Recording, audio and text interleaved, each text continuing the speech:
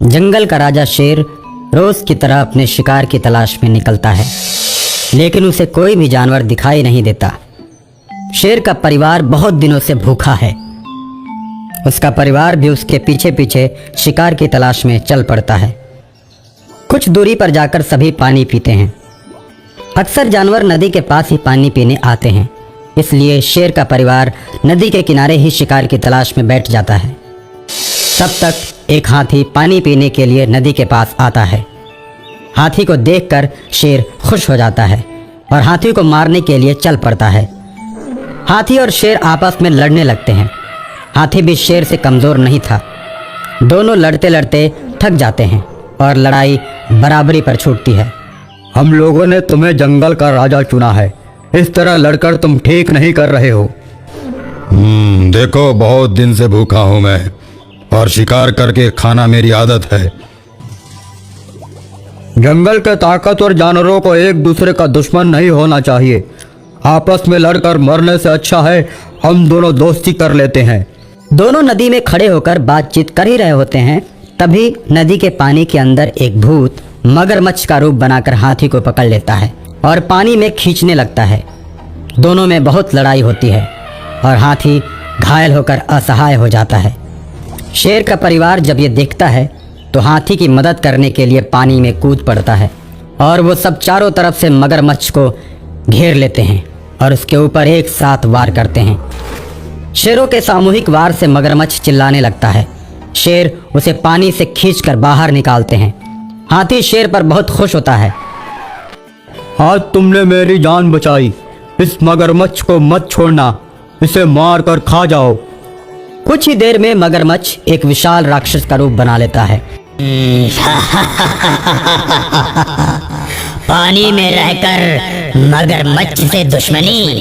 इस जंगल में अगर तुम लोगों को रहना है तो मेरी बात सुनो। मैं इस जंगल का भूत हूँ और जंगल के सारे पशु पक्षियों को मुझे राजा मानना ही पड़ेगा, नहीं तो मैं सभी को मार कर खा जाऊंगा।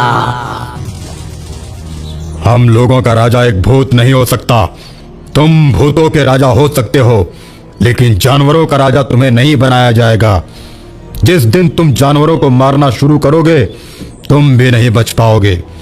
राजा होने की वजह से जंगल की सुरक्षा करना मेरा कर्तव्य है। मुझे मारने के बाद ही तुम किसी जानवर को नुकसान पहुंचा सकते हो। शेर, तुम जंगल के राजा हो, इसलिए मुझे प्रतिदिन एक जानवर खाने के लिए चाहिए जो तुम्हें भेजना पड़ेगा। जिस दिन तुम जानवर नहीं भेजोगे समझो उस दिन जंगल के सारे जानवर मेरे हाथ से मारे जाएंगे और उन्हें मरने से कोई नहीं बचा सकता। कल सबसे पहले मैं आऊंगा, तुम मुझको खा जाना, क्योंकि मैं अपनी प्रजा को मरते हुए नहीं देख सकता। मुझे तो बस खाने से मतलब है, चाहे तुम आओ या फिर कोई और। ठीक है, कल की कल देखी जाएगी। उसके बाद शेर वहां से चला जाता है और सभी जानवरों की मीटिंग बुलाता है। जानवर शेर के सामने आते हैं तो शेर भूत और अपने बीच की सारी घटना को जानवरों को बताता है। देखो भाइयों, मैं अक्सर रात को घूमता हूँ और मैंने पुराने मंदिर के पास रात में साधना करते हुए बहुत सारे तांत्रिकों को देखा है और तांत्रिक ही इस समस्या का हल निकाल सकता है, क्योंकि भूत हम सबसे नहीं मारे जा सकते। इसलिए हमें बिना समय गंवाए तांत्रिक के पास चलना होगा। सभी पशु पक्षी उल्लू की बात मान लेते हैं और रात में ही तांत्रिकों के पास चले जाते हैं। आगे आगे उल्लू और उसके पीछे जंगल के सभी पशु पक्षी तांत्रिकों के पास पहुंचते हैं। बहुत से पशु पक्षियों को अपने सामने देखकर तांत्रिकों के गुरु चौंक जाते हैं। क्या समस्या है? जंगल का राजा शेर तांत्रिक गुरु को सारी समस्या बताता है। तुम इस ताबीज को ले जाओ। भूत के पास जो भी जाएगा वो इस ताबीज को पहन कर जाएगा।